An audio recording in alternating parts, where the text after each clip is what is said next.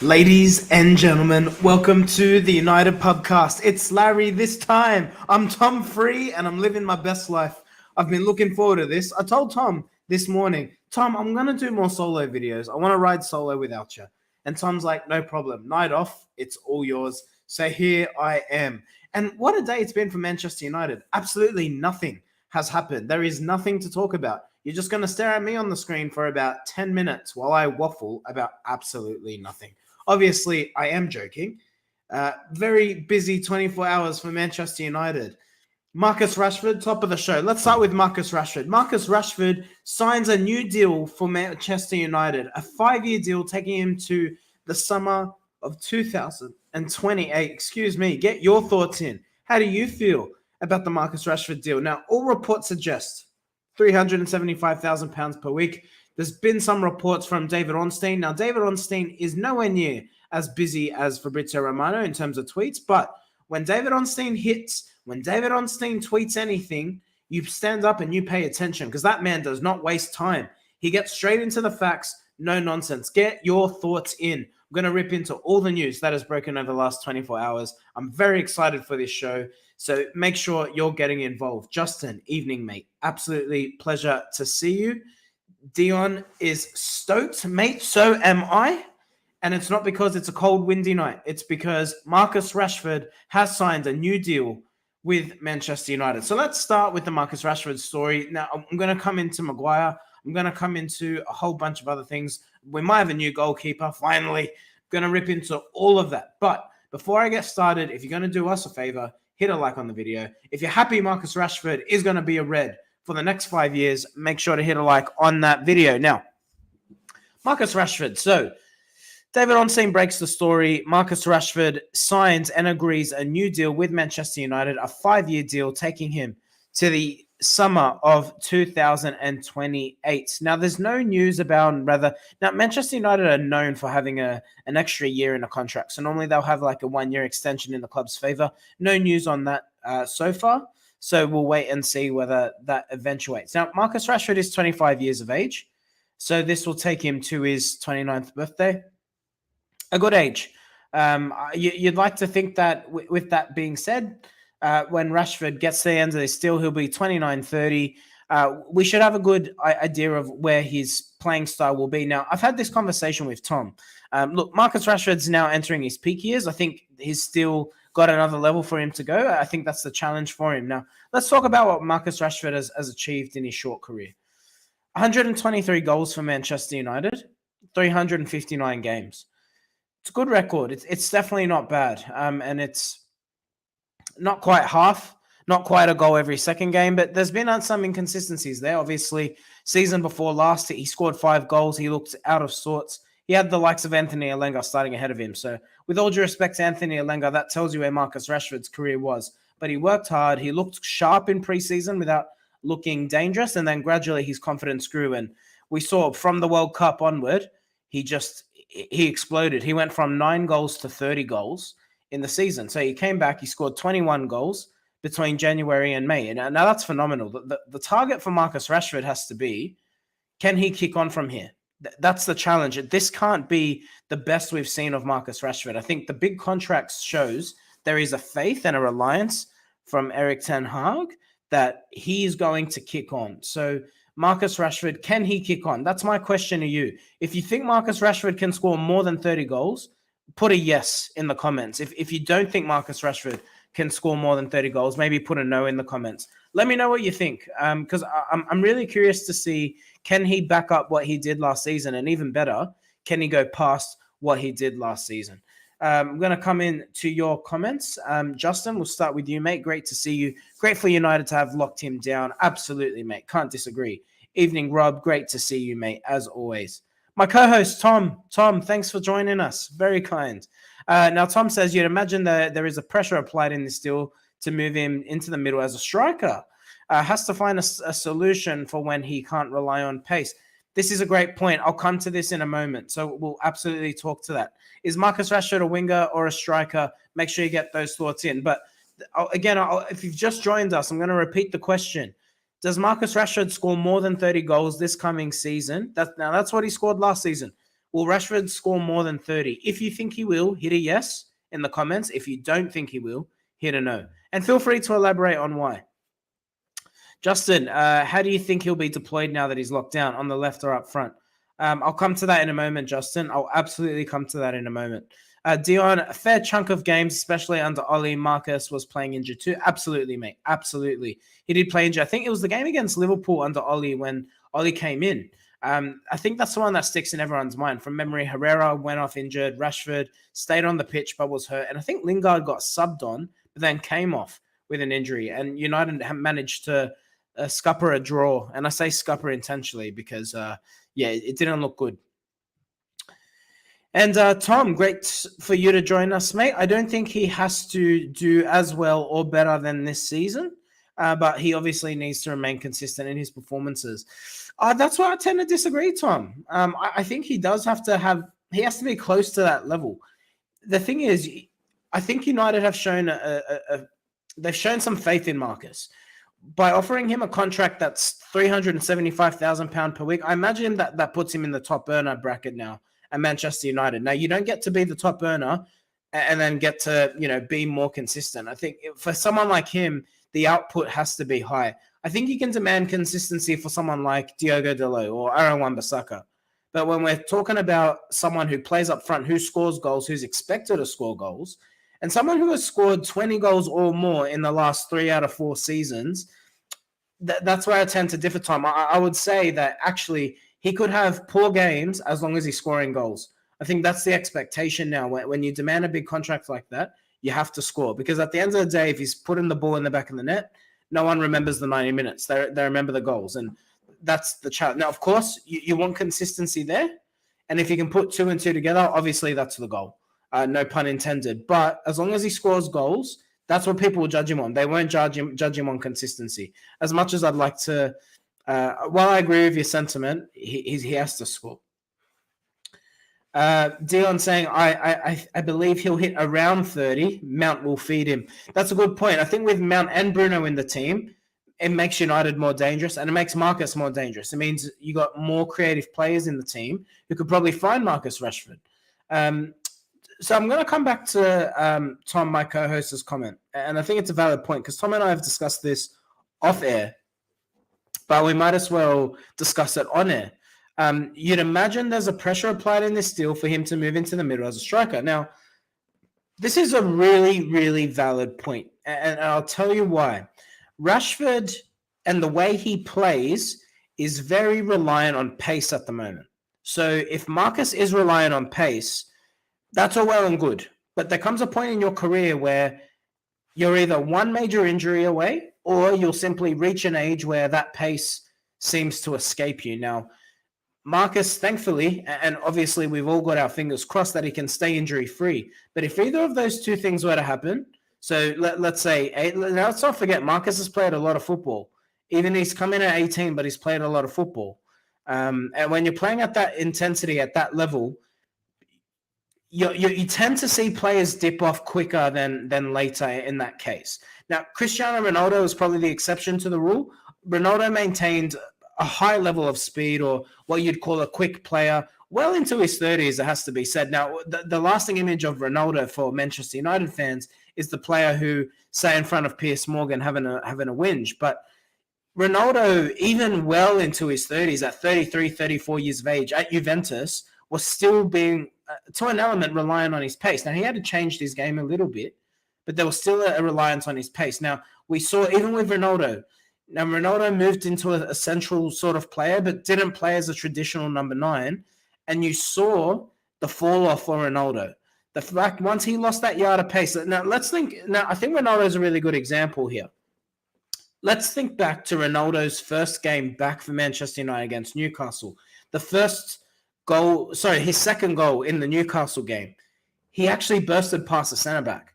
Now, at 38 years of age, he was still able to do that, right? So, now that's all well and good. Marcus can easily do that. But the point is, Ronaldo at the start of when United signed him to the player that left, there seemed to be a sharpness level difference. Now, that could have been down to preseason, but I will say that there was some sort of lack of pace or a loss of pace. Now, with that, You saw Ronaldo go from a 24-goal season striker to someone who struggled to score 2 seasons in half a season for Manchester United. So the challenge for Rashford, and I think it's an absolutely valid question here, does he start the transition to becoming a number 9? We saw him deployed centrally at times last season. His back-to-goal game has improved without looking natural, without looking quite like as comfortable as someone like, say, an Anthony Martial looks.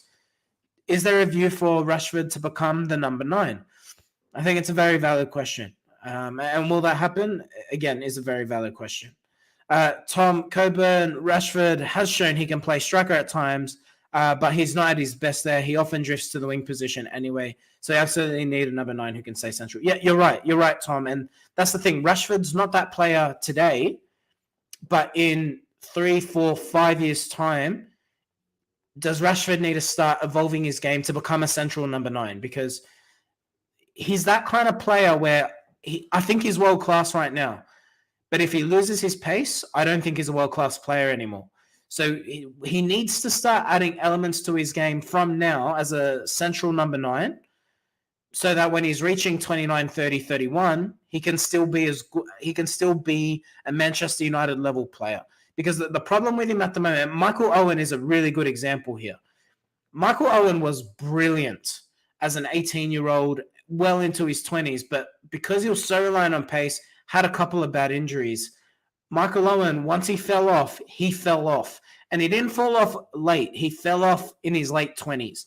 Now, I'm not going to say that's going to happen to Rashford, but there's a good chance that that's what happens. Because when you're a player who relies on your speed and you're purely just an explosive player that relies on getting past people, I think you run that risk. And look, I think Rashford's he's added bows to his game, undoubtedly, and he deserves full credit for that.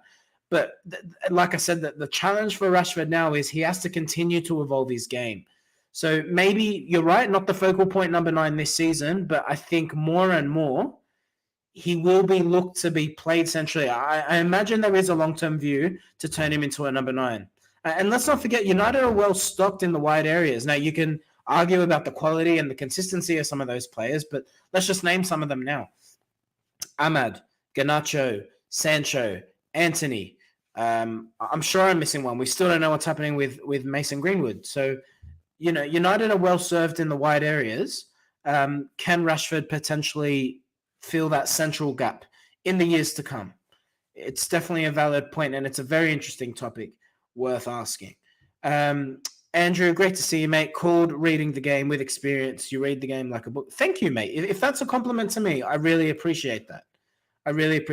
Thank you very much. And Dion, this seems like something Erik ten Hag would think about a lot. Well, look, I've clearly thought a lot about it. I don't talk with Erik ten Hag. The closest thing I get to a bald, beautiful man is Tom.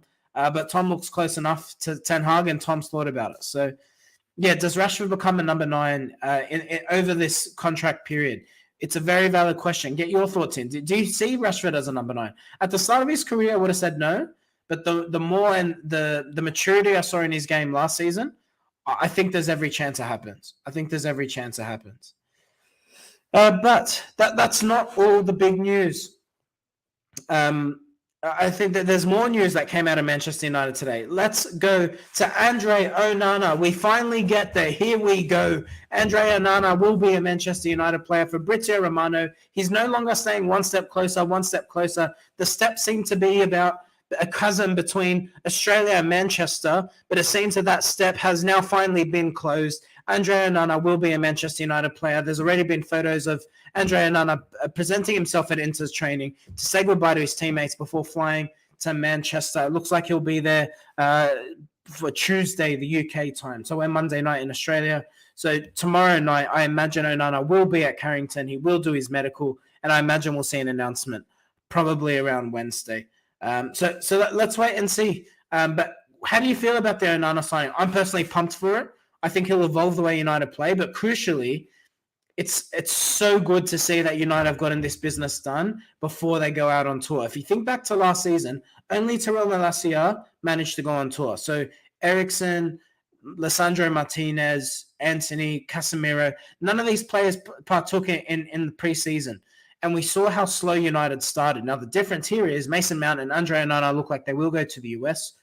That's brilliant. I think particularly for Onana, when you're playing with a new type of goalkeeper, you need him to be able to make mistakes, allow the defense to make mistakes, play that high line, play with him sweeping in behind. Let's see how United play with this new goalkeeper. I'm pumped for it. Now, I'm going to warn anyone who hasn't watched Onana, be prepared. He will absolutely make your blood pressure go up, and he absolutely will make a mistake this season. He's going to cause a howler where the ball's going to end up in the back of the net. It's going to happen. He likes to dribble outside of his own box. Part of you appreciates it. It's very entertaining, but it's going to frustrate you. So, look out for it. In saying that, it will absolutely positively impact the way United play in a good way. I think Andre Onana is going to allow United to play that further 20, 30 meters up the pitch. And you're absolutely, I think, going to see a more creative Manchester United because of that. Now, the challenge here is get Højlund in.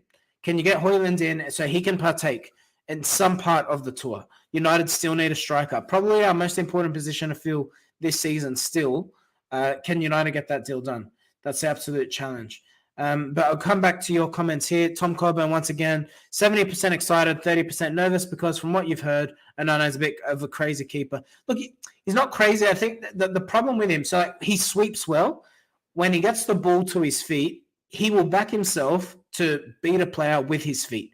He will dribble past someone, which that's what I'm saying. It's going to cause your blood pressure to go up. I'm telling you. But he's a good goalkeeper. Really good goalkeeper. He's, like I say, the upside to him is better than the downside. He's going to evolve the way United play, and that's the positive. He's got a long pass in him. I said it already. He will get at least one assist this season. I think you'll see a long ball for a Rashford or an Anthony or someone like that getting in behind. They'll score a goal. He's got that ability, and that's what he brings to Manchester United. But there will be a howler in him. So, don't say I didn't warn you. Now, Harry Maguire. Now, this was big news, and it kind of went under the radar because of all the Onana news broke and then the Rashford news broke. But Harry Maguire officially confirmed will not be Manchester United's captain this season. Now, I want to give Maguire some credit here. I'm going to read out the full statement. Well, not the full statement. It's a bit long, but I'll summarize it for you. And I think Maguire deserves some credit here. So he says, after discussions with Erik ten Hag, he has informed me he's changing captain. He outlined his reasons why. And while I'm personally disappointed, I'll continue to give my all every time I wear the shirt of Manchester United. He also wanted to thank the fans for their brilliant support. Since he took the role 3.5 years ago, it's been a privilege. He goes on to thank Ole Gunnar Solskjaer. And he says, whoever takes the armband will have his full support. I don't like how Manchester United handled the David De Gea fiasco. I don't like the way he was treated and the way he left. But David De Gea equally acted immature when he's sending out clown emojis on Twitter. Cristiano Ronaldo doing interviews with Piers Morgan when he doesn't get his way. On the other side, now Maguire's been ridiculed, rightfully so at times, for his performances. But let's give some credit where it's due here. Harry Maguire acted with ultimate professionalism here. He took it on the chin. He didn't like it. He says he's disappointed, as he should be, but he supports the new captain. He's backing the manager. He'll put all he can into the Manchester United shirt. You can't ask for more. Absolute professional statement. Now, look, I think Harry Maguire's future lies away from Old Trafford. I think this is the beginning of his exit. And look, it's simply a power play from Erik ten Hag. Now, let's look at Erik ten Hag's track record. He said last season that Harry Maguire was the captain. He said last season that he wants Cristiano Ronaldo to stick around. Those two things are no longer the case. So when Erik ten Hag wants something done, he makes it happen. And I think this is the power play now to push Maguire out of Manchester United. Now, he has been linked with West Ham. He has been linked with Tottenham. He has been linked with Chelsea. So let's wait and see what happens with captain fantastic Harry Maguire. Now, I've been very critical of Harry Maguire. I don't think he's a fit for Manchester United. I think he gets exposed in the way that United do want to play. I know there's been some suggestions that he's been putting in the yardage in his off-season. Credit to him for that. I still don't think he's going to be good enough for Manchester United. No amount of training is going to give you the pace you need to play a high line. I think he will be exposed for that reason. I think he will go. But nonetheless, full respect to Harry Maguire for the way he has handled this situation. Absolutely. We criticize players when they get it wrong. Let's give them praise when they get it right. We'll come back to your comments. Get your thoughts in. Marcus Rashford, new deal. Harry Maguire, no longer captain. Andre Onana will be imminently joining Manchester United. How do you feel about this news? Happy Monday, everybody. Absolutely pumped with the news that has come out of Manchester United this afternoon. Andrew, David De Gea created this exit. To be honest, he didn't sign the new contract a long time ago. He played his old contract. So who is at fault? Look, I think he did want to stay. There was a suggestion that he did sign a new deal. United then pulled that deal, offered him an even lower contract. Look, it was poorly handled. But you're right. I mean, David De Gea was handsomely paid by Manchester United at one point in time, probably more beyond any club would have offered him. So, look, it is a bit cat and mouse. Chris, great to see you. I reckon we'll still go for Harry Kane. I tend to agree with you, mate. I think so too. Fred is being linked with exits. I think all of United's current news or the current congestion around Manchester United has been so focused on bringing players in. I dare say over the next week or two, and we'll bring the news as it comes to you. Don't want you to worry about that, particularly being in Australia, because we're in the future. We can tell you things before it happens. But in all seriousness, I think Fred's going to go. Harry Maguire is likely going to go. Anthony Elenga's been linked with an exit. So I think Alex Telles was linked with an exit over the last 24 hours. So I think now you start to see players leave. Now, that will inevitably bring some money in. And then when you see the likes of Jordan Henderson and Fabinho with Liverpool being exited to Saudi Arabia for obscene amounts of money, I'd like to see United manage to get some sort of good transfer out of Saudi Arabia. Now, imagine if United are able to raise 50, 60, 70 million pounds in funds based on the 150 budget that looks like it's been left aside. I'm going to say United have 50 or 60 left to spend. You raise that extra 60, 70. Do they go hard for Harry Kane? I think there's absolutely a good possibility that happens. And if United can leave this transfer window with Andre Onana, Mason Mount, Højlund, Harry Kane, and potentially another midfielder, that'd be absolutely brilliant. Let's wait and see. But I think over the next 3 weeks or 2-3 weeks, I think we're going to see some more news on the outs, and then we'll see how serious United are about going for Harry Kane. So let's absolutely keep an eye out on that. Tom, I'll come to your comment here. You congratulate him for how he handled being dropped the captaincy. How else was he supposed to react? I think we're overthinking this. I mean, look at the way Ronaldo behaved, Tom. You can't say that, mate. I mean, if you look at the way Ronaldo carried on, he was a spoiled brat. He was given the armband by Erik ten Hag. He was given the opportunity to start when he was put on the bench, and he still ran to Piers Morgan and had a sook. So, I mean, you can't – it's hard to say that. I mean, David De Gea, like I said, clown emojis on Twitter when he didn't like his situation. Maguire took it on the chin, and Maguire easily could have just said nothing. Instead, he's come out and he's basically been really positive. So I think he does deserve some credit. He does deserve some credit, in my opinion. But look, you're entitled to yours. That's absolutely valid. Al Mac, I read that Saudi Arabia is doubling David De Gea's salary. Hey, if Saudi Arabia want to double my salary, I'll hop on a plane tomorrow. I'm ready. Who wants to join me in Saudi Arabia? Probably can't drink alcohol, but, we'll make do. Justin, who becomes captain? If last year is anything to go by, it's Bruno. I'd like to Varane to captain our club. He's a winner, seems like a real leader. Look, I think Bruno will be the captain. Bruno wore the armband, like you correctly alluded to there, Justin. Bruno wore the armband last season when he didn't play. So, I think with all that, it's going to be Bruno, isn't it? And I think with Varane, I'm not sure how good his English is. I think that's a concern for him. With Casemiro, with Varane, English, number one concern. Number two, Bruno's been at Manchester United for a while. I think there's something in that. And number three, there's something just... Casemiro, to me, is a Real Madrid player. Like, I'm happy he's at Manchester United, but his best years were at Real Madrid. Rafael Varane, the same. Bruno came to Manchester United as a 25-year-old. He's giving his best years to Manchester United. Bruno Fernandes, along with Rashford, are the heart and soul of Manchester United right now. So for that reason, I think it has to be Bruno. But if you don't think Bruno should be captain, if you think it should be someone else, do you agree that it should be Varane? Do you think it should be someone else? Get your comments in. Absolutely interested to read those. Chris Maguire to West Ham. Yeah, I tend to agree, Chris. I think you could see Harry Maguire at West Ham. You definitely could. Sanketh Apaya, nice to see you, mate. Any news on Bailly? Surely he leaves this window too. No news as yet, Sanketh. It looks like he's training. Another one who's training hard. But look, I agree with you. Bailly will leave Manchester United. There's not a chance he sticks around. Not a chance at all. Eric Bailly will not be at Manchester United this season. I guarantee that. Tom will grow his hair back if Eric Bailly is still a Manchester United player when the transfer window closes. I promise that's how confident I am. And Tom's hair's not coming back. So I'm telling you, that's not going to happen. Andrew, we all might be shocked. Casemiro might be it. I see leadership qualities, but I don't see it, Andrew. I don't see it. I think it will be Bruno. Almac, is Luke Shaw captain material? I mean, that's a valid shout, Almac. I think Shaw's shown maturity. He's been really positive in the media. I think there's some validity there. Probably one of those players that you say is a leader in the dressing room, but perhaps not captain. I think Bruno just seems the right fit. He's always fit. Even when he's injured, he seems to make miraculous recoveries. He gives his heart and soul. His output is ridiculously good. He hasn't had a poor season for Manchester United, and a poor game for Bruno is still a world-class midfielder by most player standards. So, I think it will be Bruno. But on that note, I think we'll leave it there. Lots to talk about today. It's been a action-packed half hour, so thank you for joining me.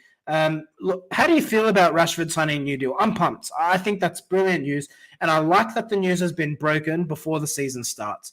It quiets any rumors happening. It means that he can also just focus on the season ahead. I think this is brilliant news. Chris, very great question, mate. Is there a podcast, Fantasy Premier League? Stay tuned, Chris. We might have something on that in the coming weeks. So if you are keen to get involved, make sure you are subscribed. Hit that notification bell so you know when we go live. But yeah, Chris, we'll definitely have some news about that over the next week or so. I'm just going to come to your comments now, and then we'll wrap up. And again, if you did enjoy the video, make sure you hit a like. It's nice to do this solo. I got to say, I love Tom. I love sitting here and chatting with Tom. It's the most enjoyable thing about football is talking with people. In saying that, I've enjoyed going solo today. So if you've liked me being solo today, show me some support. Hit that like button. And if you don't hit that like button, well, then I'll just assume you don't want to see me solo. So I'll take that feedback on board.